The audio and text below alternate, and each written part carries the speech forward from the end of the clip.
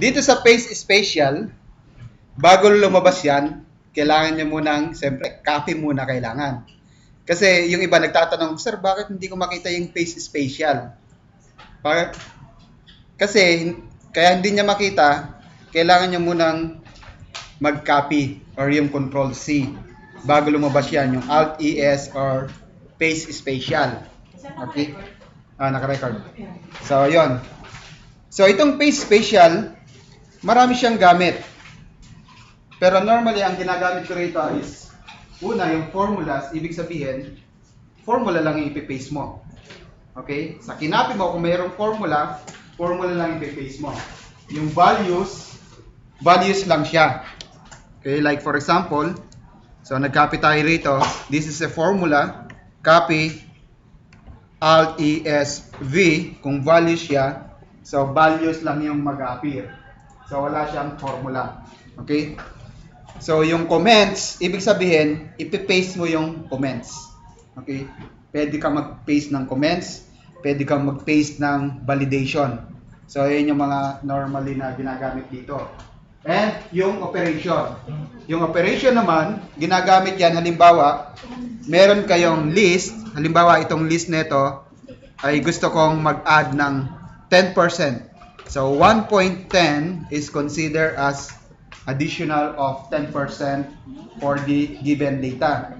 So, pag kinopy nyo yan, copy, and then highlight nyo lang lahat ito, Alt-ES, as in value, and then click nyo yung multiply. Kasi any number multiplied by 1.1, ibig sabihin ay nag-add tayo ng 10%. Ang 10% is equivalent to 0.1. So 100% plus 10% is equals to 110%. Convert mo sa number is equivalent to 1.1. So pag multiply natin yan, ibig sabihin mag-a-add tayo ng 10% dito. So ito magiging 30, magiging 33 kasi nag-add tayo ng 10%. So ibig sabihin, nag-add kayo or gumamit kayo ng operation without using a formula. So pag minultiply niyo yan, ang lalabas dyan ay 33. Okay, and sa lahat ng hinighlight nyo, nag-add siya.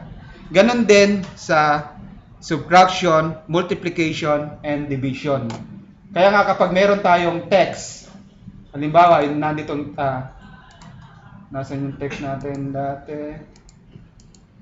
So, meron tayong text na kapag ito, pag convert natin into numbers, kasi text ito, di ba? Naka-align sa left. So, pag convert natin into numbers, pwede siyang plus 0 or minus 0 or times 1 or divided by 1.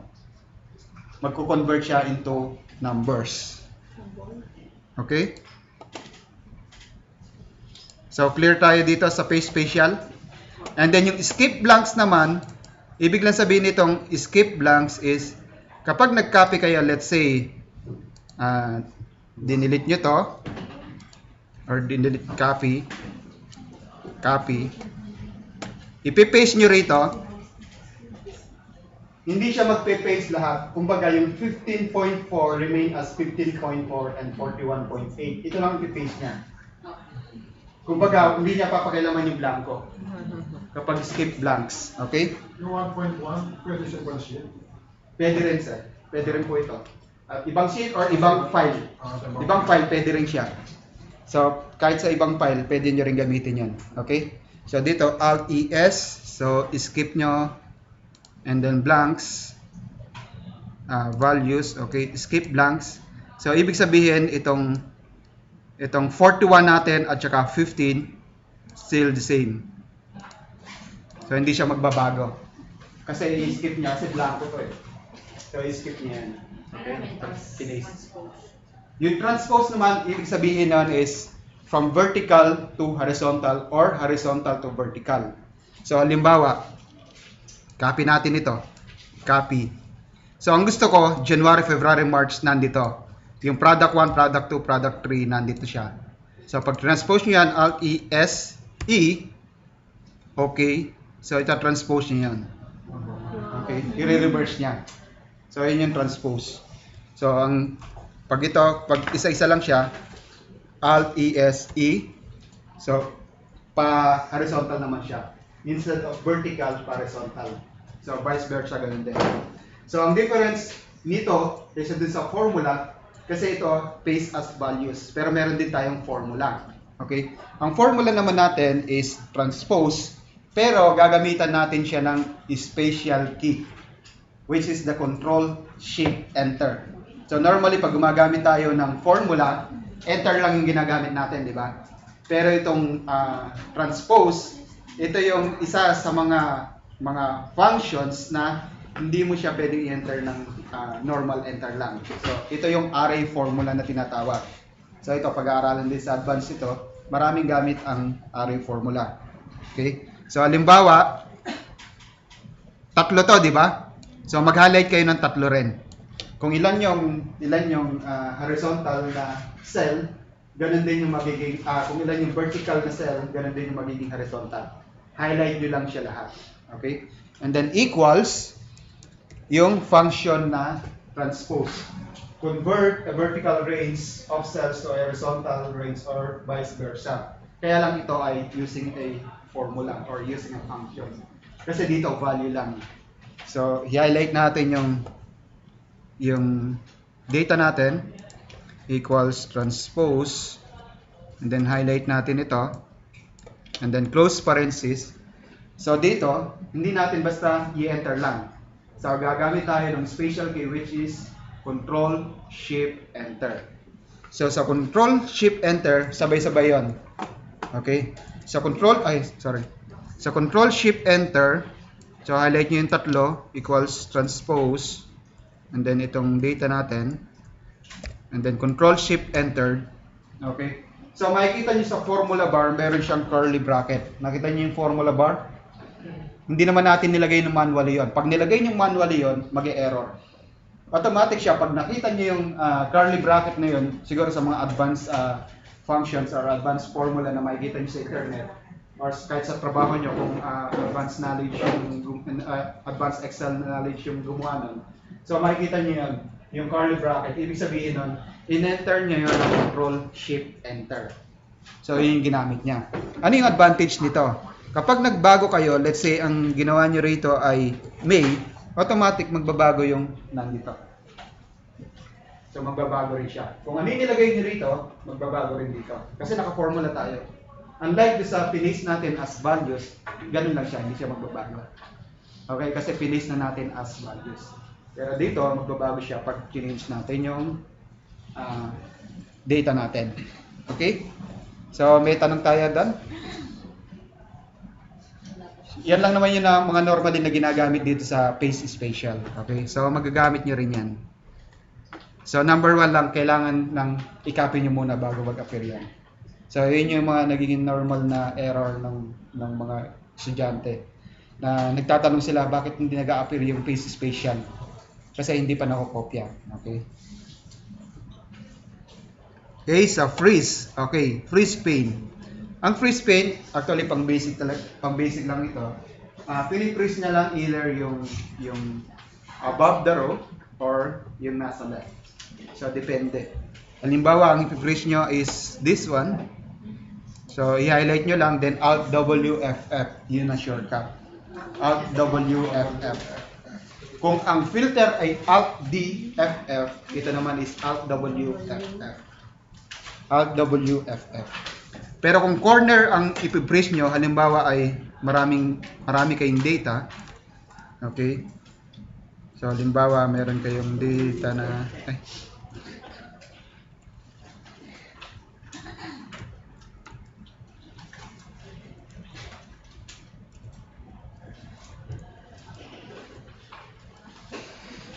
okay. So, halimbawa, meron kayong data na gusto nyong i-freeze yung itong nasa itaas at saka itong nasa left. So, i-corner nyo lang yung cursor nyo. At saka nyo i-click yung Alt WFF. Kung nasa nito, above your active cell and columns to the left will be freeze. Basta nandun lang sa pinaka-corner niya. Okay? So, Alt WFF. So, ibig sabihin, magpiprease yun kahit na i-click nyo siya dito. Okay? So, yung corner. Yun yung pag-freeze ng corner. Okay? So, minsan, may nagtatanong, Bakit minsan may nakita silang nandun sa kaliwa, kumbaga comparison. Okay? Kung comparison naman, yun yung tinatawag nating split pane. Split pane, nandito rin siya. Madalang ko lang kasing gamitin yon. So halimbawa ito ay yan, split pane. So kung malaki yung data nyo, ito tsaka ito. So kaya lang ngayon tatlo yung apat yung separation nyo, pero pag dinouble click nyo to, so mawawala na. So dalawa na lang siya. So meron kayo rito at the same time meron kayo. Pero same data lang to. Kumbaga comparison lang. Okay? So double click nyo lang para mawala. Ano po ulit ang line? Sorry. Split. Ito, split pane. Pero minsan nandito, nag-appear din siya rito, itong corner na ito. So ito. So ibig sabihin dalawa na siya. Ayan siya, Parang dalawa. dulo to dulo. So kung malawak yung data nyo, pwede nyo i-compare with the same window. Okay? So meron kayong isang window na malaki, meron kayong data rito at meron kayong data, pero same data lang yan. Pero halimbawa naman, gusto nyo i-compare, hindi yung same sheet yung different file. So pag different file naman, pwede nyo rin i-compare yan. So halimbawa, mag-open tayo ng isa. Okay, let's say open natin ito. Okay. Ito, halimbawa itong data nito ay i-compare nyo sa kabilang data. Sa data nito. So meron din tayong tinatawag na side by side. So view side by side. So pwede rin siya. Okay? View side by side. So double click lang muna natin. Okay, halimbawa ito. Gusto natin i-compare sa kabilang sheet, sa kabilang file. Ito yung isang file natin. Ito yung isang file natin. Okay? Ito siya. So pag kinonfirm niyo siya, punta lang kayo ng view and then view side by side. Okay? Paano sir kung tatlo yung worksheet? Hindi, pandalawahan. Pipiliin mo siya. Ikaw mamimili. Dalawa mag-appear dyan. So mag-open tayo ng tatlong sheet. Buksan natin yung isa pang sheet na halimbawa ay ito. Okay, so pag kinlik natin yung isa, okay, so view side by side, so mag-appear kung ano yung mga naka-open yung workbook. So mamimili kayo kung saan nyo i-compare. So let's say compare natin dito, then okay. So by default, pag in-scroll nyo parehas na susunod. Okay? I-off nyo lang itong synchronous scrolling. Kapag kinlik nyo, ibig sabihin, kapag ito active, so ito lang yung mag-scroll. Pero kapag ito naman yung active, ito yung mag-scroll. So depende sa inyo kung ano yung gusto nyo i-scroll. Okay? And then gusto nyo i-off, off nyo lang. So naka-off na siya. Okay? So yun yung comparison ng 2. Okay? Next. So may tanong? Sir, excuse me. Yes. Sir, for example, meron akong dalawang file na, Okay. Na hindi ko alam kung may nag-update na dito, pero parehas dapat siya. Hindi ko alam kung may nag-update dito. I-compare ko. Marami yung data niya. Pwede mo siyang gamitan ng VLOOKUP, pwede mo siyang gamitan ng match, pwede mo siyang gamitan ng index. Depende siya. Kasi, pag halimbawa, ano yung ina-update niya? Kunyari, nag-update siya ng different value. Different value. So, kung ano yung, like for example, meron siyang SKU, di ba? So, sa SKU, i-look up yung SKU using the price. So, i-minus mo lang siya. Ibig sabihin, pag 0 siya, walang binago.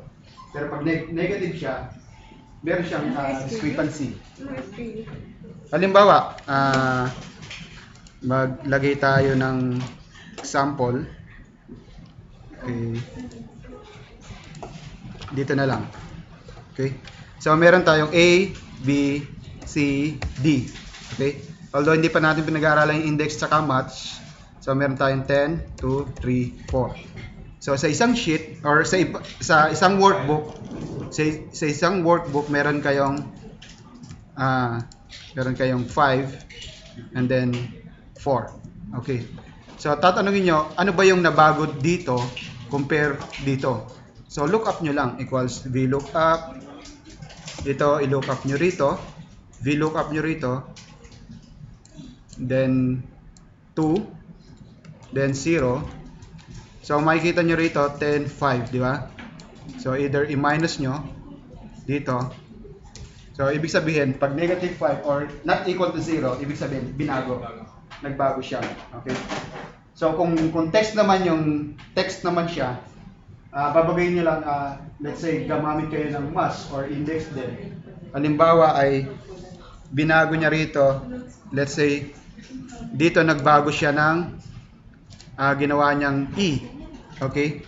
So ibig sabihin, pag equals niyo rin equals, pwede kayong gumamit ng VLOOKUP, pwede kayong gumamit ng match. So lookup nyo lang ito, and then pagdating dito, comma 1, comma 0. So ibig sabihin kung ano yung mag-error dyan, so ibig sabihin yun yung binago niya. Okay, so makikita niyo yung discrepancy. Okay. Sir, yung comparing ba yan from another file, di ba? Yung Sheet to sheet. Pwede siyang kung sheet 1, sheet 2 i-compare mo. Pwede makita siya. Pwede. One. Doon din sa akin. Ganun din. Video ka. Ha? Hindi. Hindi yung view. Yung view side by Side side. by Yung side. view side by side. Sheet by sheet. Hindi. Pag view side by side, hindi siya pwede.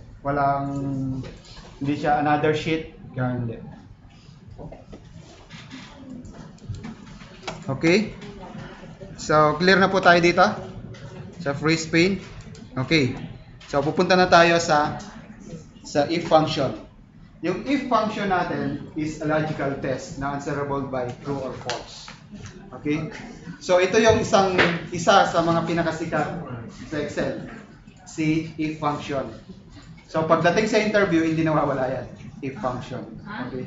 Ang mga hindi nawawala sa interview, if function, VLOOKUP, pivot table. Pag sinabing Excel, marunong ka ba sa Excel? Ang tanong kagad sa'yo, if function, VLOOKUP, pivot table. So, normal na lang yung iba na, like for example, pag nasa advanced ka na, alam mo ba yung index, alam mo ba yung match. Yan yung matatanong sa advanced, kung nag-advance ka. Pero yung normal Excel lang, ang karamihan tinatanong lang is yung if, VLOOKUP, pivot table, then gagawa kayo ng mga sample, or bibigyan kayo ng data, gawin mo to. So, yun ang karamihan mga in-exam. Okay?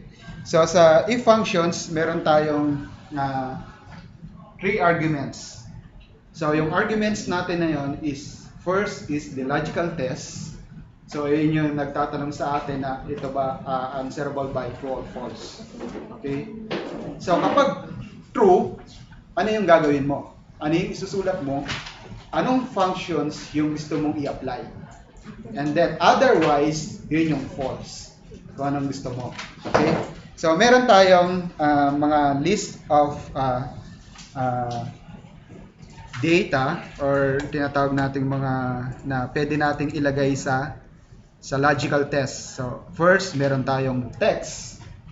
Yung text natin is lagi siyang nakapaloob sa double quotation, first and before and after. Okay?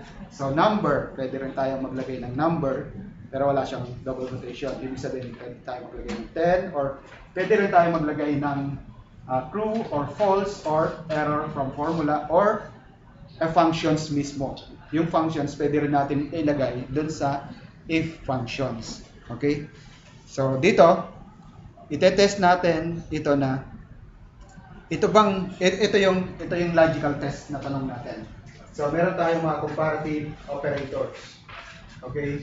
So meron tayong equals, not equal, greater than or equal, less than, and less than or equal. So ito yung mga comparative operators natin. Okay? So magtatanong tayo ngayon. Ito ba ay equal dito? Ito ba ay equal dito? False, di ba? So answerable by false. Ito ba ay does not equal dito? Hindi ba siya equal?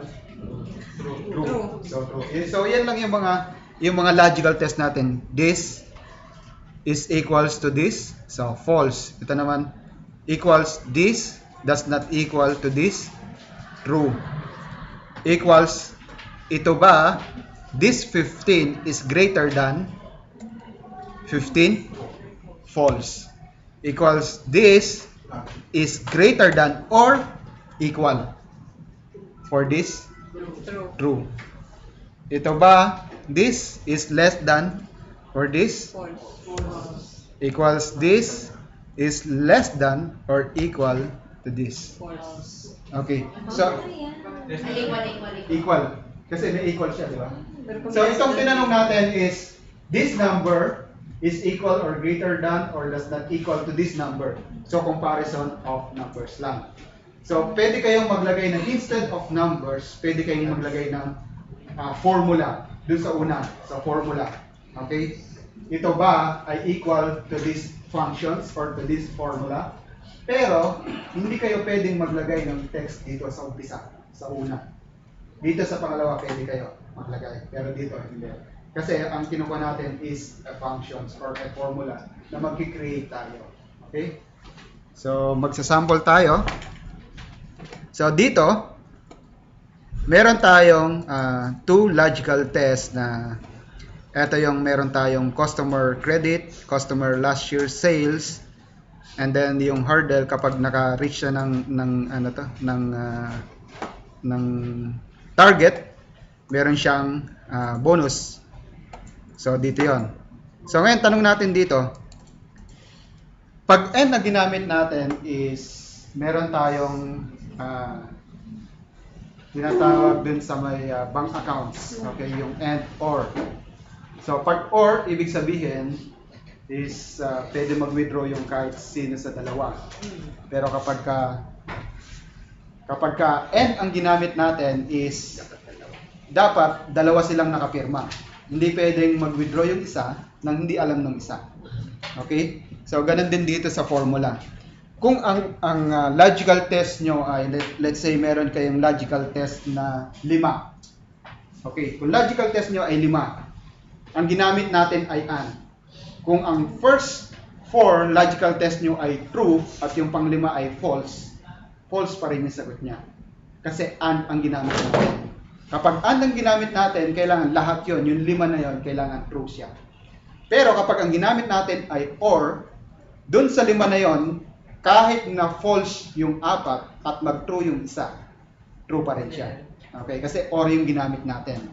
Okay? So magagamit din natin ito, hindi lang dito sa if functions, magagamit din natin ito sa advanced filtering na pag-aaralan natin maybe by 4th or 5th week, yung advanced filtering. Okay? So doon makikita niyo yung power ng and at saka yung or. Okay? So dito equals it and, so meron tayong logical functions na and, which is first the logical 1 or logical 2 or logical 3. Pwede kayong mag-compare. So ito ba ay equal dito? And ito ba ay equal dito? So, yun yung dalawang logical test natin. Okay? So, sa dalawang logical test natin, let's say, if this is true and this is false, yung sagot pa rin natin ay false pa rin. Okay? So, false pa rin siya. So, dito naman, reverse naman. Pag or ang ginamit natin, so, either of the two, ito ba ay equals dito? Or, ito ba ay equals dito? So, kahit na false ang isa, true yung isa, magto-true pa rin siya. Kasi, or yung ginamit natin. Okay? So, kahit nadagdagan mo pa siya ng logical test, ganun pa rin yung lalabas dyan. Okay?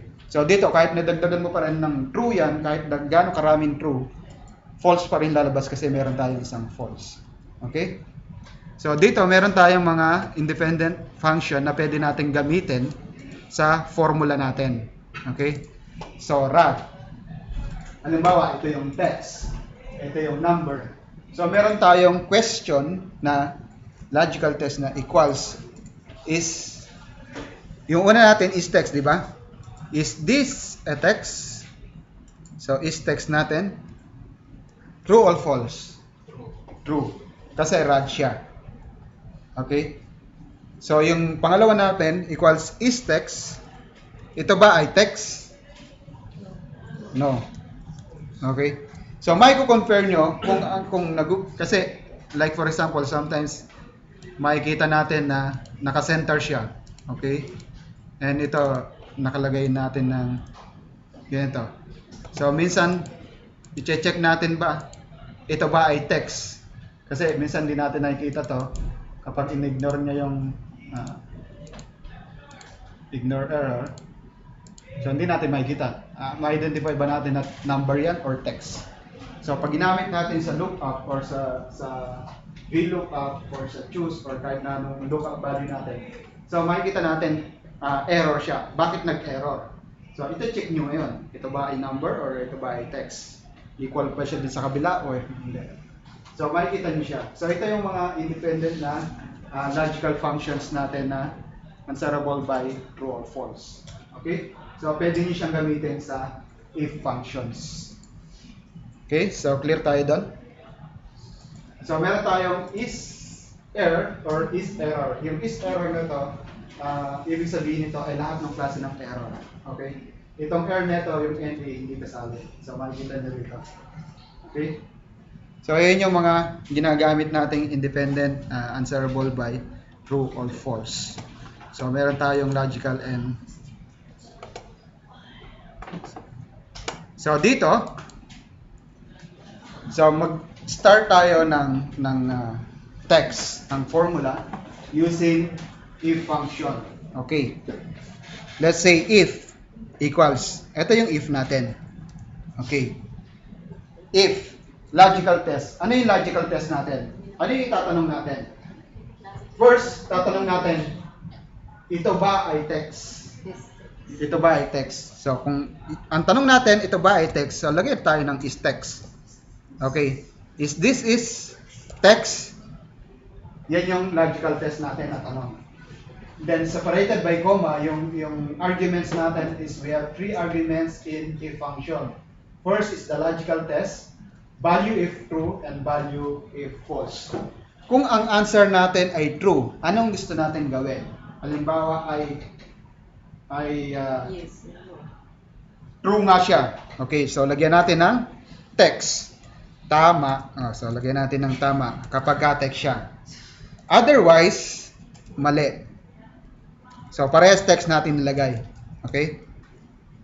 So pag in-enter natin yan, tama. Okay? Pero pag naglagay tayo ng number dito, ibig sabihin ay mali na siya. Kasi number siya eh. Hindi naman siya text eh. Ang tanong natin is text. Okay? So, yun yung pinaka logical test natin. Kung magtatanong tayo ng if. Kuya, naka-formula po yung first. Yung Yung first po, yung naka-formula din. ito? Paano formula? Kuya, naka-billing off din siya sa ibang file. Pwede rin. Pwede mo rin gamitin. Like for example, meron tayong let's say A, B, C. So, lagyan natin ng 1, 2, 3, 4. So, let's say, lagyan natin ng let's say 5 dito. Okay. So, first, tatanungin natin. Maghanapin natin yung A dito. Okay, equals VLOOKUP. So, let's say, hanapin natin yung A. A lang. Okay? So, dito sa given value natin. So, makikita niya rito, F4. Makikita niya rito, kung hanapin natin yung A, ibig sabihin, makikita niya yung 2, di ba? 2 ang makikita niya. 2, 0. Okay? So, kung ang tanong natin ay, so, 2 siya, di ba? So, maglalagay tayo ng if dito, na kapag itong result na nakuha natin dito, kapag ito ay greater than dito, ano yung gusto natin mangyari? So let's say greater than this value. Ano yung gusto natin mangyari? Let's say magsusulat tayo ng let's say pag greater than ito, let's say profit. Okay? Otherwise, meron tayong loss. So, enter. So, ngayon, loss. Pero kapag ginawa natin itong, let's say, 6. So, meron na tayong profit. So, kumbaga, naglagay tayo ng if functions ng VLOOKUP functions inside the if functions. So, pwede rin siya maging formula or pwede rin siya maging functions compared to this value. Or vice versa naman, kung gagawa kayo ng formula dito, pwede rin siya. Kung result ng formula to. Okay? So, later on, makikita nyo rin yun. May mga example tayo pagdating natin sa VLOOKUP. So, combination of if functions na meron tayong trim. Meron tayong VLOOKUP. So, mananawa kayo kasi ganyan yung exam nyo. Okay?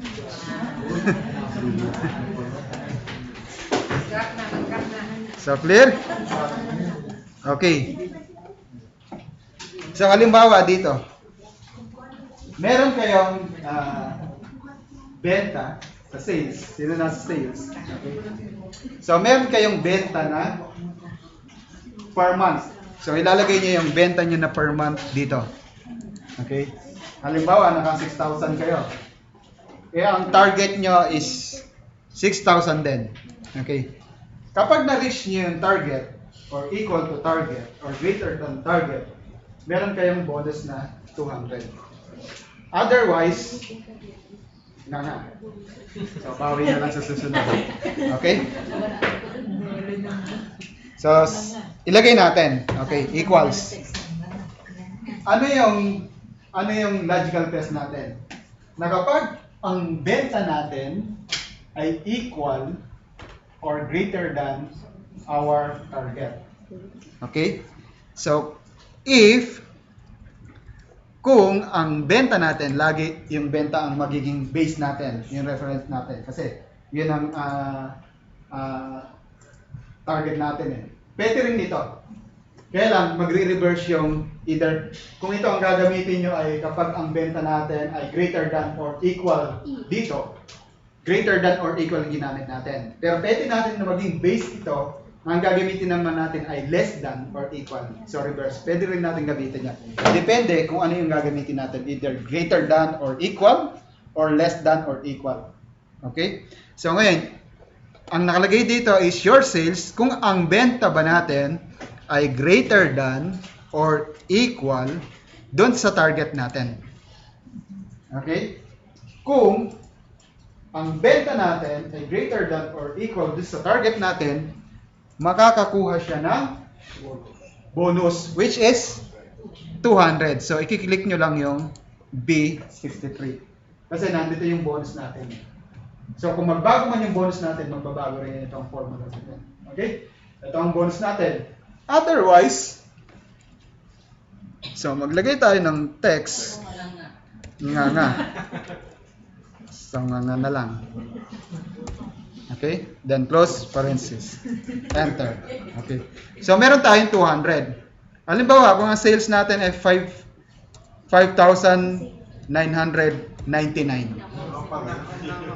Nakanganga pa rin. Kahit ko na lang. Ha? Paano doble? Oo. Kunyari mo, naka 12,000 ka. So, yan pa rin siya. Ngayon, maglalagay ka ng meron kang another na table na kapag ang nakuha niya ay 600, ganitong percentage. Kapag nakuha niya ay 8,000, ganitong percentage. So, nasa range yun. So, depende yun. Gagawa ka ng table. So, doon na magagamit yung VLOOKUP din. Okay? So, VLOOKUP din siya. So, dito naman. Okay? Revenues. Okay? Kung ang revenue natin ay greater than expenses, ibig sabihin ay profit. Di ba? Pero kapag ang expenses natin ay greater than, revenue, ibig sabihin ay loss. So, dito equals if this is greater than this, kapag ang expenses ay greater than sa revenue, ano mangyayari? Loss. So, lagyan natin ng loss. Otherwise, profit. Okay? So, loss. So, kapag naging 6,001, meron tayong profit. Okay? So, nakita niyo siya, nagbabago rito. Okay?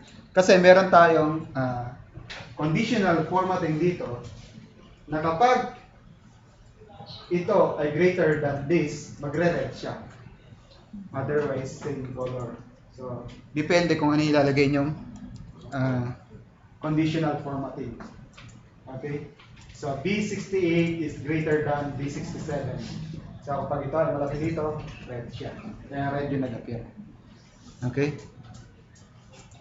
Ito yung condition natin. Kaya red siya. So, clear? So, kung maglalagay tayo ng, let's say, 7,000. So, loss siya. Okay? So, loss ang mag-appear. So, ngayon, pwede mong ilagay ito dito. Itong formula nito. So, let's say, ikakopy natin siya rito. Okay. So, loss siya, di ba? How much is the loss? How much is the loss? Okay? So, lagay natin siya. Equals. If, okay, this is greater than or equal to this. So, pag greater than, ito, dito. Loss siya, di ba? So, lalagay natin ang formula. This minus this. Otherwise, this minus this. Enter. So, ibig sabihin, meron tayong loss na 999. Eh, kung mataas yung revenue natin, 8,000. Ay, 80,000. 8,000 lang. Okay. Ibig sabihin, profit. Meron tayong profit na 1,000. Okay. So, pwede siyang ganun. Using if functions. So, sa if function natin, gumamit na tayo ng formula. Okay? So, meron tayong operation na minus. Subtraction. Okay? So, basta alam niyo yung kung ano yung tanong nyo na answerable by true or false, pwede niyo ipaloob sa functions. Okay? So, clear tayo dito? So, pag-aralan nyo lang siya, practicein nyo siya. Huwag lang kayo dumepende sa mga pinag-aaralan natin kasi napakalawak ng Excel. So, meron naman tayong mga materyales sa internet or sa YouTube. So, pag-aaralan nyo siya. Kahit sa trabaho nyo, practicein nyo. So, kung may tanong kayo, mas maganda. Okay? Pwede. Sige, okay lang. Logi ka.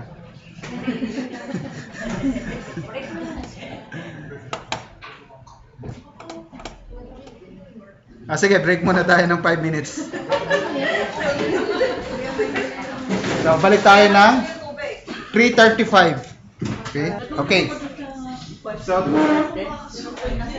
So dito, pag-aaralan po natin yung tanggalin na natin yung kulay, masyadong masakit sa mata.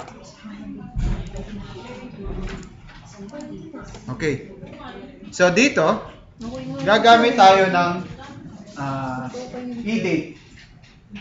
Ito yung mga different kinds of date na pwede natin gamitin. Una, yung e-date. Ano ba yung e-date? Yung e-date, magagamit nyo to halimbawa ay nagdagdag kayo ng months or years. Halimbawa ay today's date, dadagdagan nyo ng 5 months, anong date na siya? Okay? So, meron tayong, let's say, WD, today's date. Kasi minsan, magdadagdag kayo ng 365 days. Hindi naman sa buong taon na ay 365 days, di ba? Minsan magdadagdag kayo ng 60 days or 90 days. Hindi naman yung 90 days na yun ay 3 months. Kasi meron tayong minsan 30, meron tayong 31, merong February na 28 at saka 29. So, hindi rin pwede. Okay? So, yung e-date, yun yung dinadagdag niya or binabawas niya na complete number of months or years kung ano gusto nyo. Okay? Dates? So, halimbawa, e-dates. E-date siya. Okay? Months or years na, di ba yung day? Hindi. Pagdating sa day, iba naman yon. Okay? Halimbawa, ang start date nyo ay So let's say maglagay tayo dito ng ang start date natin ay this one, okay? Equals e-date. So magdagdag tayo start date. Ito yung number of date. So kapag 0 ang nilagay nyo, ibig sabihin ay same month lang. Same number of months. So pag 0 siya, ibig sabihin wala siya nadagdag. So October pa rin siya. Kasi yung month natin is October 1, 2015. 0 ang inilagay natin dito is same month pa rin siya. Pero pag nilagyan natin ng 5, ibig sabihin from this date, mag-add tayo ng 5 months. Okay? So ng 5 months. Ibig sabihin March 1, 2016. So kung ang project nyo ay, let's say, nagdagdag kayo ng 5 months, kailan matatapos? Or nagdagdag kayo ng 6 months, starting this day, mag-appear kung kailan matatapos. Okay? So, dyan ginagamit yung e-date. Sir, pwede din yan October 1. Sabihin na after 22 days, magbabayad siya. Pwede naman. Iba daw yung Hindi, dates hindi eh. pwede hindi siya e-date. So, after 22 days, gagamit ka na ng either na this one minus today or this date plus 22 days or minus 22 days. So magkakaroon ka ng 20. Magkakaroon ka ng constant. So hindi Itong e-date nito hindi siya magagamit. months or years lang. Month or years. So meron din tayo dated if. Mamaya pag-aaralan natin yung dated if. So yun, magagamit yun. So regardless sir sa kung 28 days yung February, sa first March pa rin siya nag March Okay. pa rin. So Binibilang. wala siyang pakialam whether Wala akong ilang days yung- it's February 28 or February 29. Wala siyang pakialam. Okay? Basta months ang bilang niya. So pwede nyo rin gamitin ito. Let's say, meron kayo gumagawa kayo ng meron kayong calendar. So pwede nyo rin gamitin ito. Let's say, ito ay 1-1. Diba? Ito ay January. So let's say, lagay natin ay January. I-custom natin MMM and then YYY. Okay? And then ayaw nyo i-drag. Kasi pag drag nyo yan, so fill series, fill months, okay, August. Eh nag-2017 na. So gusto niya 2017 ito. So magda-drag uli kayo, di ba? Pero kung gumamit kayo ng e-date equals e-date, ito lagi niyo ipa-plus 1, then comma pala, comma, okay? E-date, then comma 1, then drag nyo. So kung maglagay kayo ng let's say 17, isa na lang babaguhin nyo. So automatic na siya. Okay? So kung meron man kayo iba rito, so mag-auto na siya. So isa lang babaguhin nyo. Okay? So kaya yun yung advantage sa Excel. Pwede nyo siyang i-automate. Kung alam nyo lang yung mga functions and formulas na dapat nyong gamitin. So kung ginagawa nyo ng mga 2 oras or 1 oras, pwede naman palang gawin ng ilang minuto lang. Kasi meron tayong mga functions na pwede natin gamitin. Okay? So, Sir, during nasa office ako, pwede ka pa i-text mo anong pwedeng function na gamitin? busy ka sa office eh. Sa gabi ko masasagot. Pero lang, kung wala akong ginagawa. Kung 2,000 Okay. So, EO month naman. Ang EO month naman natin is, ito yung end of the month. End of the month naman equals EO month, 0. Ibig sabihin, same din yon. Same ng month. Okay, pag 0. So, after, let's say, dito nilagay natin dito is 5, di ba? So, let's say, lagay natin ng 4. Ibig sabihin ng 4 is February, di ba? So, ano yung end ng February? So, 29. Ano yung end ng February?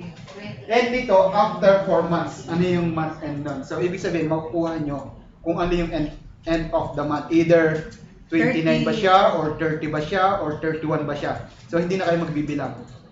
Halimbawa, after this month, after 4 months, ano na yung end of that month? Ano yung, o kaya, ilan yung number of days? So, kasi dito, pwede mo siyang gamitin. Halimbawa, 29. Okay? So, pwede mong gamitin pang divisor ito. Paano mo makukuha yung 29? Di ba? Ito yung number of days niya, 29. So, kunin mo lang yung day. So, meron tayong day. Ipaloob mo lang siya sa day. Mag-appear na siya kung ilan na siya. Kung ilan yung number of days. Ayan siya. Ibig sabihin, 29. Meron kayong 29 days in February. Okay? So, pwede nyo gawing divisor. Halimbawa, meron kayong sales. Kunin yung average of sales. Kasi hindi naman lahat ng months ay pare-pareho, di ba?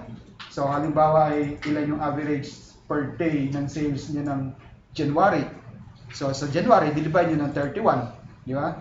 So, kukunin nyo lang to. End of month, yung number of days doon, 31. So, yung February, 29 or 28. So, pwede nyo siyang gamitin. Okay? So, yun yung gamit ng end of month. Ibig sabihin, kukunin nyo lang yung kung ano yung end date of that month, particular month. Okay? So, yun yung ibig sabihin ng EO month. Okay? So, sa number of days, ay sa network days. Ang network days naman natin, ay meron tayong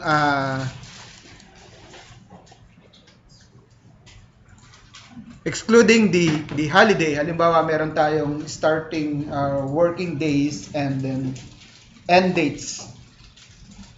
Except the holidays. So, meron kayong project na ginagawa.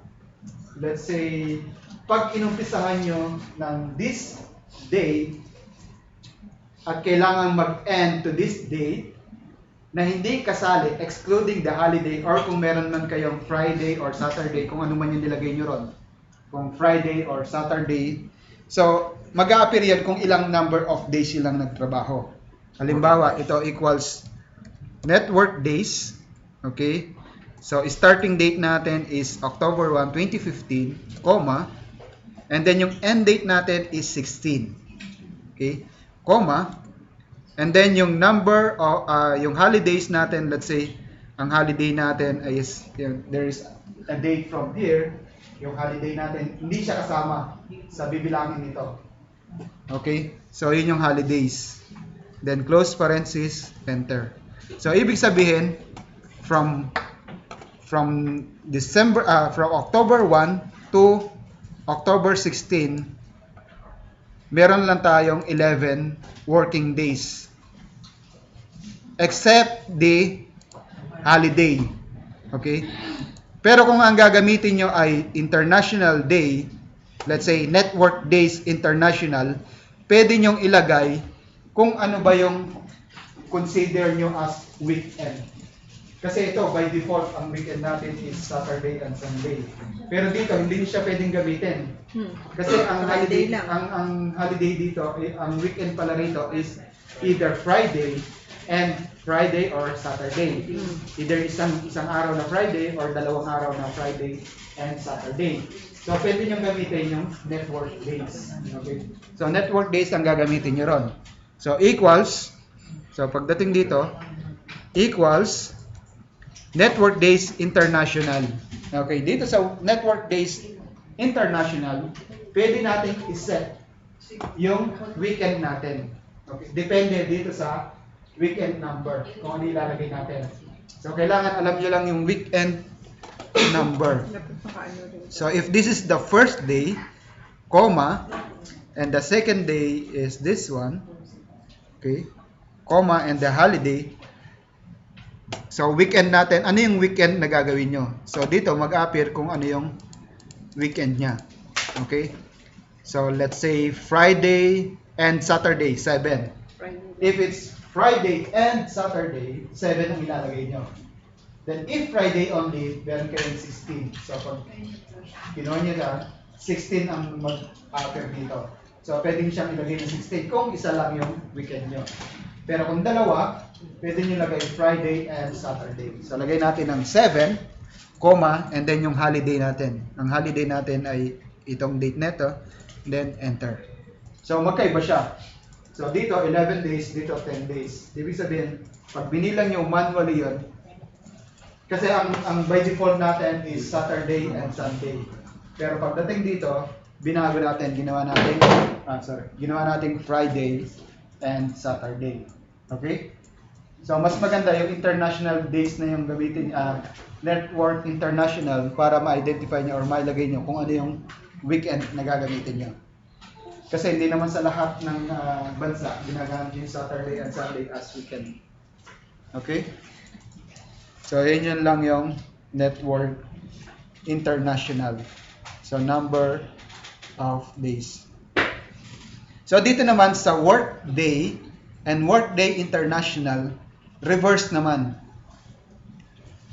Kung dito ay kinukuha natin yung number of days, dito naman hindi. Ibibigay natin yung number of days, kailan naman siya matatapos. Kailan siya matatapos. Kumbaga, bibigyan kita ng 10 days na magtrabaho. Kung mag-i-start ka ngayong araw, kailan mo matatapos, excluding the weekends and the holidays. So, baliktad naman siya, yung workday. So, ang given niya ay number of days. Kung dito, ang kinukuha natin ay number of days, dito naman ang kinukuha natin ay yung date mismo, na kung kailan matatapos. Pero ang given dito is number of days required. Para sa processing. Okay? Let's say, sa project din, bibigyan kita ng 10 araw. Kailan mo siya matatapos kung umpisahan mo ngayon? Kailangan hindi kasali yung Friday and Saturday kasi weekend yun, walang magtatrabaho. Di ba? So, may bibigay mo kaagad kung kailan matatapos. Ito yung estimated time na matatapos. So, yun yun, yung workday and workday international. Pares lang siya. Okay? So, clear tayo doon? So, ito pa rin yung weekend niya. Okay? Karamihan naman yan ginagamit sa mga projects. So, day, ibig lang sabihin yung day, katulad nung kaninang pinakita ko, sasabihin niya lang kung yung number of days of a given day. A given day. Like for example, kanina kasi EO month yung kinuha natin, number of day ng EO month. So dito, kukunin natin, let's say, equals day. So ibig sabihin, pag 15, October 15, 15 yung lalabas dyan. Kasi yun yung number of days, 15. So dito naman, month, ano lalabas dito? Pag month, October. 10. So kasi pang 10 natin yung October. So dito naman, year, 15. 2015 naman lalabas. So yun lang yung ibig sabihin yan. Equals month, this one, enter, 10, equals year, this, so 2015. Okay? So, nakuha natin. So, dated if. Okay. Itong dated if nito, hindi nyo makikita yung health sa Excel nyo. Ito yung isa sa mga functions na walang help sa Excel. Okay. Kasi ito ay original from Lotus 1995 yata yun, na inadapt lang dito. Pero, kaya hindi siya makikita. Equals dated if. Wala siya, di ba? Hindi siya nag-appear. Hindi katulad ng iba. Meron siyang nag-appear. So ito, wala ito. So, anong gagawin mo? Dated if. Type lang. Yan lang, type lang. Yan siya. Okay. Explain ko yung dated if. Sa dated if, kailangan alam nyo yung mga unit. Okay? So ito yung mga unit sa dated if. Okay? So ang dated if, pag sinabi mong Y, ibig sabihin is years. Okay? So, meron tayong M, number of months, D, number of days in a period, MD, difference between the days in start date and end date, the months and years are ignored. So, wala siyang pakialam kung anong taon siya. Ang bibilangin niya lang ay yung days between that particular month. So, yung YN naman, the difference between the months in start date and end date, the days and years. So ito rin, ganun din. So ito, madalang lang natin gamitin ito. Okay? Ang kadalasan natin ginagamit ay yung Y, yung N, and then yung D. Okay? So, yung dated if, pag ginamit natin, itong sa days, parang this day minus today. Parang ganun lang din siya. Pag days ang kinuha mo. Pero pag months and years, let's say, your birthday. So, ilang araw ka nang nabubuhay? Ilang number of days. So, this is 8, and then 18, and then 1977. Okay? Equals, so dated if, okay, dated if, open parenthesis, yung first day or yung old day, ito siya, comma, and then yung today ngayon, today, and then close. Ano yung kukunin natin? Let's say kunin natin yung first is years, okay? So years natin, and then y, close parenthesis, and then close, then enter. So ibig sabihin 38, okay? 38 years old. Pero kung number of month, okay? Number of month is M, enter, ibig sabihin meron tayong 463 months. Okay? Sa days naman,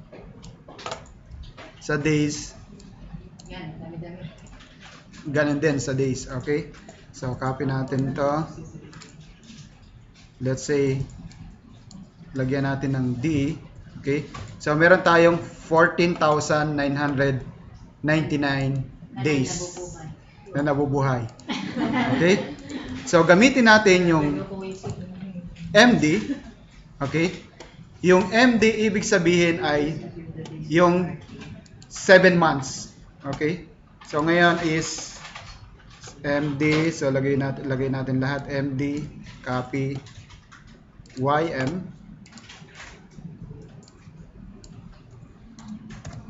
Okay? So, let's say, baguhin natin itong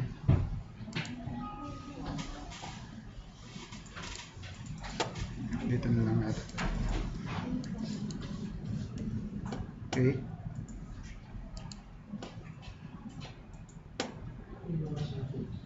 $25. Okay. So, ibig sabihin nito ay meron tayong 38 years and 10 months. Magmula ngayon, 10 months or 10 days. So, lagbagay natin, gawin natin 1. Okay. So, ito yung number of days ignoring the years. And then 7 months. So, ibig sabihin, nabubuhay ako ng 38 years, 7 months, and 24 days. So, 24 days. So, yun yung kung pag tinanong kung ilang taon ka na, 38 months, 38 years, 7 months, and 24 days. So, yun yung kukumpitin mo. Okay? So, clear tayo doon?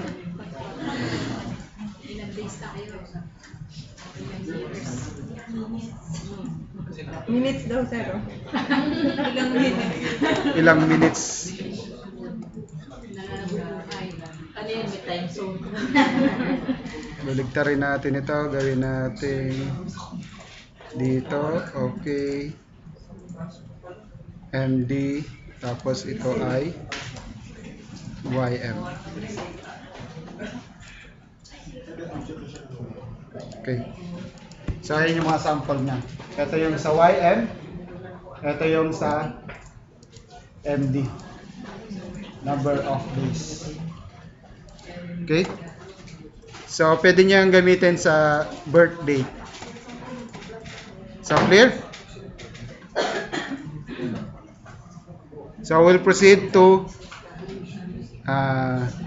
sum if. Okay? So, meron tayong data. Ang sum if natin or yung tinatawag nating sum ifs or meron tayong count ifs, meron tayong count if with S. Ang pagkakaiba nito ay pag sinabi natin with S, siyempre plural yan. So, more than one criteria. So, ibig sabihin, yung criteria natin is, let's say, meron tayong two different criteria kapag S ang ginamit natin. Pero kapag wala, ibig sabihin ay one criteria lang. Pero ang advice ko sa inyo, lalo na kung gumagamit naman kayo ng 2007 version above, yung may S na ang gamitin nyo. Kasi anytime na maglagay kayo ng another condition, hindi nyo nababagayin yung formula nyo. Okay? Kasi may difference ang kapag ginamit nyo ay yung sum if at saka sum ifs. Okay? So, ang difference niyan, una equals sum if. Okay? Sa if tayo. Sa sum if, nauna yung range kaysa sa sum range. Okay? Nauna yung range sa sum range. Pero pag sum ifs, mauna yung sum range bago yung range. So, yung sum muna. So, pag nilagyan natin ng S, nauna yung sum range, di ba? Bago muna yung criteria range. Yung range muna. Okay? So, yung range and criteria range, ibig sabihin pag range, ito yung range na pagbibilangan nyo or yung pagsasama nyo nung criteria na kukuhanin niya rito. Okay? Pero itong sum range, ano ba yung isasum mo? So, ito yung sum range. Okay? So, magsasample tayo. Okay. So, pag nagsample tayo, let's say,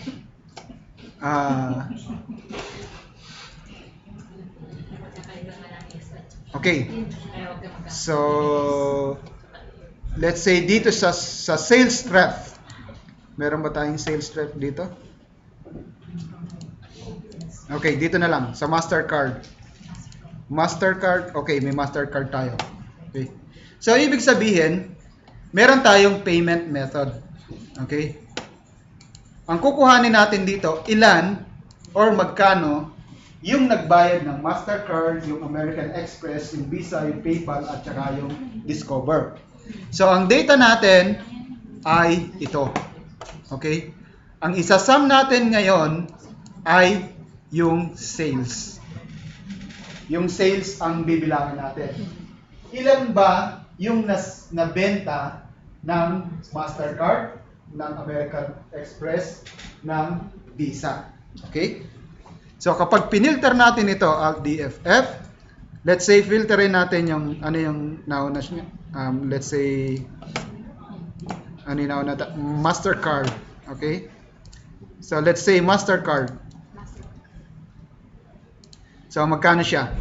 So, pag sinam natin ito, meron tayong 2,788.95. Di ba? So, meron tayo. Okay? So, kung isasum natin yung Mastercard natin, okay? So, using the formula of sum ifs equals sum ifs. Okay. Ano yung isasum natin? Ang isasum range natin ay yung sales natin doon sa kabila. Okay? So, yun nasa kabila. Which is the J, column J. So, pwede nyo i-highlight as column or pwede nyo rin i-highlight as this range, control shift down. Pwede rin siya. Okay? But make it sure that you will press the F4 to make it as absolute. So, kailangan absolute yung raw data J3 to J203 para pag binaba nyo, hindi magbabago yung range nyo. Okay? Comma. Ang lagi nyo tatandaan, yung sum range and criteria range is the same number of rows. Kung saan kayo nagsimula, let's say nagsimula tayo sa J3, nagtapos tayo sa 203. So yung 3 and 203 na yun must the same in criteria range. Kailangan lagi siyang magkamukha, yung number of rows. Ang pagkakaiba niya lang is yung columns. Kasi yung criteria range, nasa ang column ba nung yung criteria natin? Ano ba hinanap natin? Mastercard, di ba? So, ito siya. So, nasa ang range, nasa ang column yung criteria natin. Nandito. Sa E. So, ang i-highlight natin dito is yung E3 to 203 din. Pwedeng i-highlight ko, no? I-highlight mo yan. Kasi kailangan magkamukhang number 3, 203, 3, 203 dun sa criteria range natin. Then F4, comma, ano yung criteria natin? Ang criteria natin ay nandito na. Okay? So, ang criteria natin ay itong Mastercard. Okay? So, pag same sheet, pwedeng wala na yung sum if. Yung sum if kasi yun yung name ng sheet mo. Nakita nyo, sum if, ano to? J3. So, pwedeng wala na yung sum if na yon. Okay? So, pwedeng J3 na lang. Kasi, kaya nag-appear yung sum if J3 kasi galing tayo dito sa raw data. Okay? Pero pwede nang wala yon. So, pag dinilit natin siya, magiging J3 na lang. Okay? And then, close parenthesis or enter. Kahit na makalimutan nyo yung close parenthesis, enter nyo. Ibig sabihin, 2788.95 yung kaninang nakuha natin. And then, drag nyo lang. And then, dito is equal.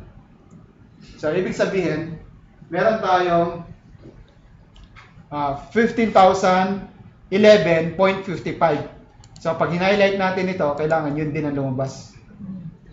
15,011.55. Sir, minention mo kanina, pag nag-sum if ka po, pwede mong i-highlight yung buong row. Pwede. So, Pag highlight ko, so, delete natin to. Yung isa naman, buong row din. equals sum ifs, comma, comma. So, ito yun, di ba? Yung kanina. So, yung ano yung sum range natin? Ang sum range natin, highlight ko yung, pwedeng buhatin yan, ha? Highlight ko yung buong J. Kapag in-highlight ko yung buong J, F4 ko ba? kahit hindi mo na F4, kasi hindi ka naman magra-right and left, eh. Highlight mo rin itong buong E. Okay. So, kailangan parehas. Okay. Kung in-highlight mo yung buong column doon, highlight mo yung buong column dito. Then, enter. So, same lang din yan. Same lang din yung result. Hindi pwedeng magkaiba. So, same lang din siya.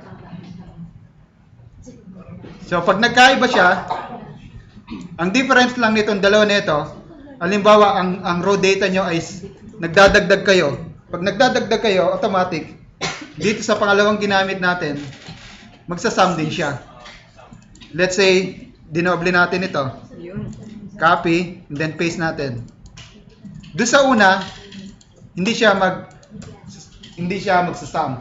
Pero dito sa pangalawa, automatic siya isasum niya. So kapag kinuha mo to, magkaiba na siya ng sum. Kasi nagdagdag na tayo eh. Saan siya nagkaiba? Sa Visa magkaiba na siya. Okay? Sa PayPal din. Dito rin sa PayPal. Kasi dalawa yung dinagdag natin dito. Ang dinagdag natin sa dulo ay Visa and PayPal. Kaya nagkaiba siya. Okay?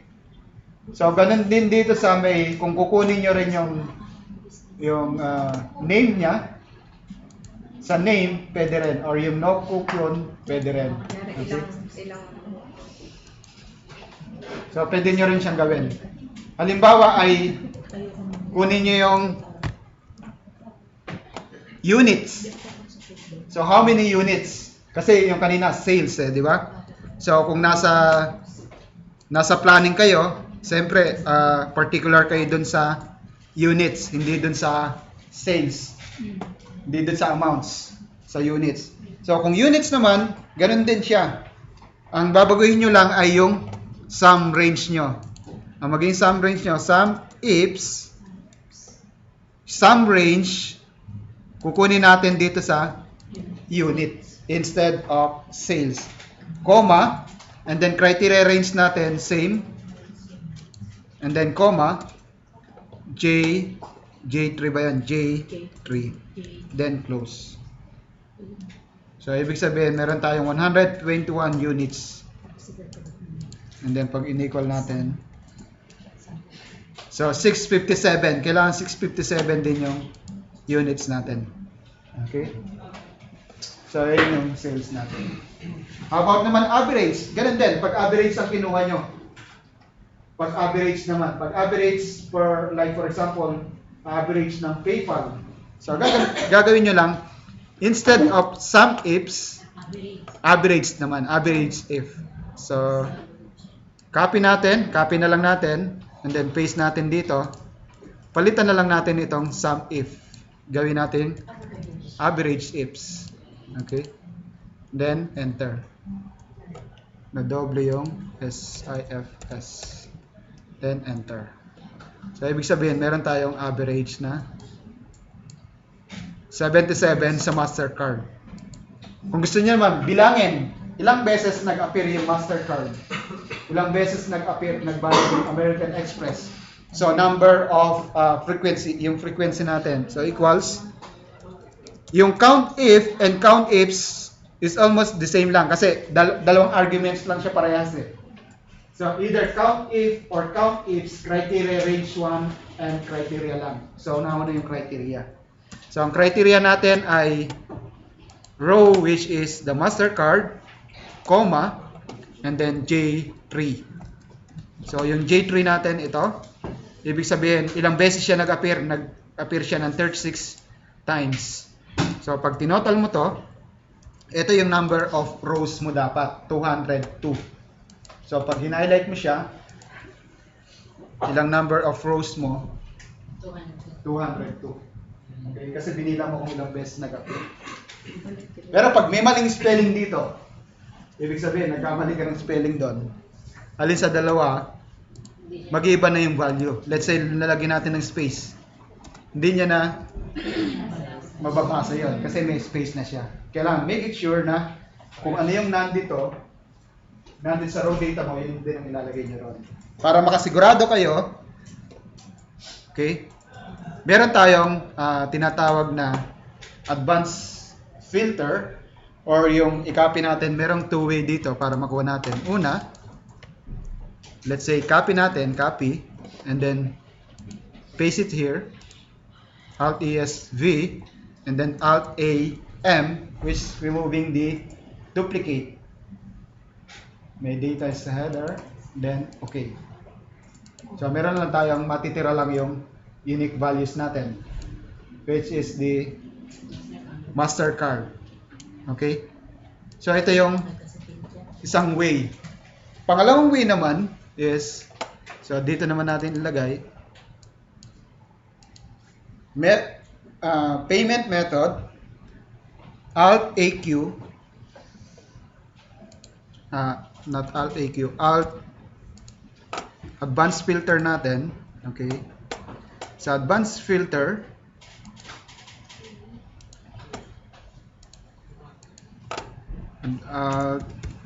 okay. Sa advanced filter natin is kukunin natin yung unique records. Anong unique records? Unique records ng nitong payment lang. Okay? And then, saan natin isa-save? Copy to another location. Let's say, save na lang natin dito. Okay? And then, okay. So, ibig sabihin, yung unique values lang yung kukunin niya. Diba? So, nakuha niya. Para sigurado lang kayo na tama yung spelling niyo. Okay? So, either gamitin yung advanced filter or gamitin yung removing of duplicates. Okay, sorry. So, meron na tayong sum if, count ifs, average if. So, halos isa lang din yung mga gamit niyan. Okay? So, clear tayo? So, meron din tayong, ano pa yung gamit ng count ifs. Okay? Count if. So, naituro ko sa inyo yung pag-highlight ng duplicates, di ba? Pag-highlight ng duplicates at saka yung pag-enter to avoid duplicates. So, paano nyo namang ma-highlight yung unique? Reverse naman, unique. Unique naman. Okay? So, sa unique values, let's say meron tayong data, Roger, Naomi, Jaime, Hannah, okay. And then nilagyan ko uli ng Roger dito. So pag nilagyan ko Roger dito, dati, nung hinay, ha? So, yung unang in-highlight natin is kapag nag-enter tayo ng duplicate, yung dalawang Roger i-highlight niya. Di ba?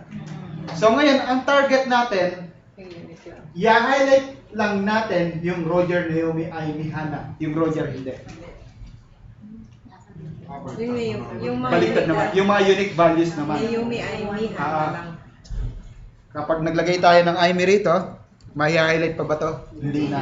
Kasi meron na tayong unique. So reverse naman siya. Okay? So paano naman tayo makakabuo ng logical test na ang bibilangin niya lang ay yung pinaka-unique natin? Paano tayo magbibilang? So meron tayong count if, di ba? Yung count if equals count if or count ifs, parehas lang din yan. Okay. Ano yung range natin? Normally, ang range natin is from A1 to A6. A6, di ba? So, let's say, highlight na natin ito. Okay, highlight natin to. Para ito yung bibilangin natin. Sa exam, ganito ang gagawin nyo. Kumbaga, yung formula na ilalagay natin dito, dun sa conditional formatting, yun yung ikakopy nyo dun sa test paper nyo. Okay? So, halimbawa, ito. Ulitin niyo siya. Question eh. Pag-exam talaga kailangan marinig.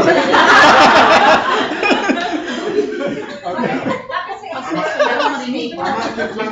So, ang gagawin nyo is, kung ano yung formula na ilalagay nyo dun sa may conditional formatting natin, yun yung ilalagay nyo sa test paper nyo. Na yun yung sagot. Halimbawa, ito. So, paano natin i-highlight? Okay? So, equals, paano tayo makakabuo ng true or false dito? Okay, equals count if. Pag ginamit natin yung count if, di ba yung range natin, most of the time, na-highlight natin lahat. Di ba? Yun yung range natin eh. Pero ang range na tinatawag natin is a set of cells. Okay? So, kung ang range natin is from A1, let's say to A1, comma, hindi ko hinighlight lahat ha. Hinighlight ko lang yon. So, A1, bibilangin niya to. Okay. So, dyan gagana yung absolute and relative reference. Kapag binaba ko yung A1 to A1 na yon, ibig sabihin, susunod siya, magiging A2 to A2, A2, di ba? Pero kung i-fix ko yung naunang A1, i-fix ko siya, let's say, F4 ko to, i-highlight ko lang yung column para ma-highlight natin lahat. And then, ito ay huwag nating i-fix. Kasi pag nirag natin, kailangan A1 to A1, A1 to A2, A1 to A3, then enter natin. So, lagyan natin ito ng $sign. Kasi ilalagay natin sa conditional formatting. Okay? Enter. Para ma-identify niya na column A lang yung binibilang natin.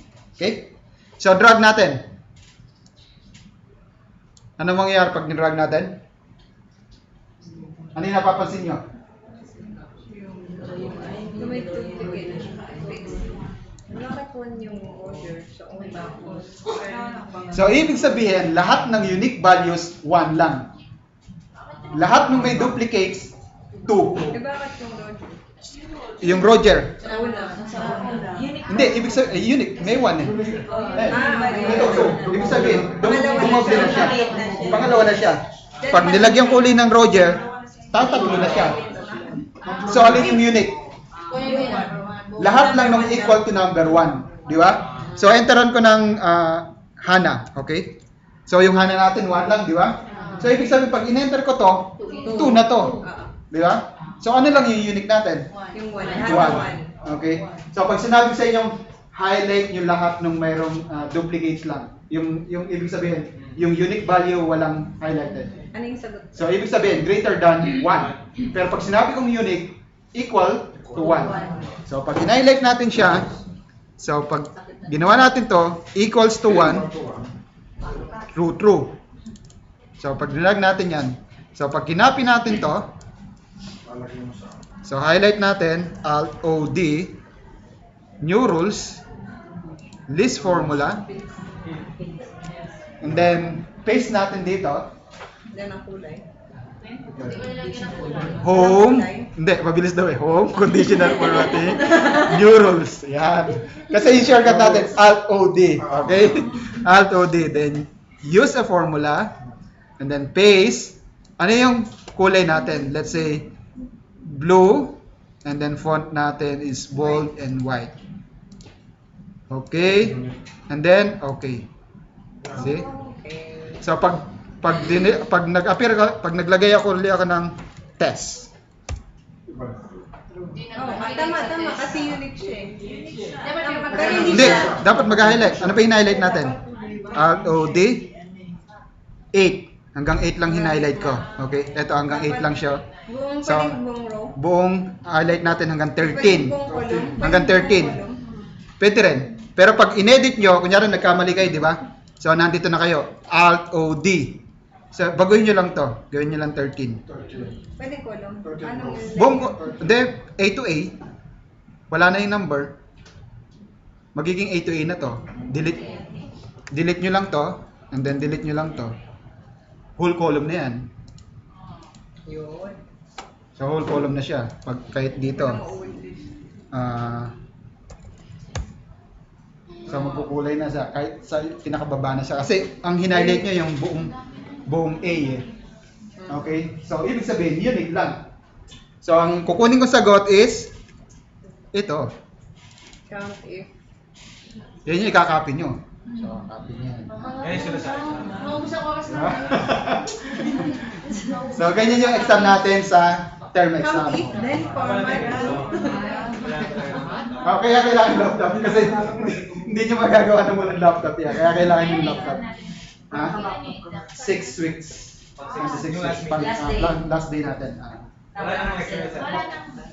So, depende sa inyo. Kung kaya nyo ng 1 hour, magle-lecture tayo ng 2 hours.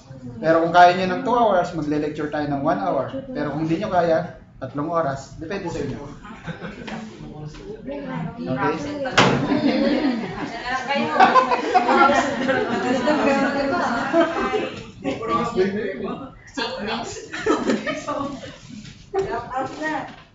Okay, so ganyan lang yung pagkukuha natin, pag-highlight natin. So, ayan yung another application ng count if. So, pwede nyo pag-rumble-rumblein yan. Pwede nyo rin i-highlight, like for example, sasabihin ko na meron akong list dito. Okay. Pahirap na. Double na Okay. Meron akong list dito. Ayaw kong i-enter dito or kukulayan niya kapag na-enter na yung nandito. Let's say, nag-enter ako ng test. Hindi niya kukulayan kasi wala pa rito. Pero pag nag-enter ako ng Roger, kukulayan niya kasi nandun na siya. Di ba? Meron din akong tanong na gano'n. Oh. Depende kung ano yung tatanong ko. So, kailangan i-highlight. Okay? Ha? Post mo na habang maaga pa pag-aaral. So, ganyan yung mga exam. Ganyan yung mga exam. Okay? So, dito naman, pagka highlight nyo naman, yun, tanong, paano yun? So, paano natin malalaman na yung letter natin dito ay nandito na? Okay, so meron tayong, let's say, equals, yung maths, hindi ko pa na ituturo, pero tuturo ko, either maths or count if. Pwede rin yung count if. So, sa maths tayo. Ang maths natin, ito ba ay nandito? Comma 0, close, enter. Okay? So, ibig sabihin, pag is number, nandito na siya. Ang tanong mo, ito ba is number? Pag is number, kukulayan niya. Pero pag hindi niya kukulayan. So, yun. Yan lang siya. Or, merong another way equals count if, ano yung range natin? Ito yung range natin, comma, ito. Enter. So, kapag ito ay equal to 1, ibig sabihin nandito. Kapag equal to 0, wala pa rito. Di ba? So, maraming way, di ba? So, meron kang calculate, meron kang math. Kaya pag marami kang alam na functions, pwede mong pa ikot-ikotin yung data. Okay? Ano daw sir kung walang alam? Yan ang problema. Pag walang alam, manual ka. Ano ba yung background na hindi ka nag-post kanina sa recording? Oh, highlight mo na si Roger. Nag-post ako. Ay, nagre-record eh. Ay, good. Problema pag hindi nag-record. So, ayan. Okay. Highlight natin yung Roger. Uulit ka mag-isa. So, yung Roger, pag in-highlight natin, ibig sabihin, tatanungin natin, so dito tayo sa count if, kasi sanay na kayo sa count if eh. So, kapag ito ay...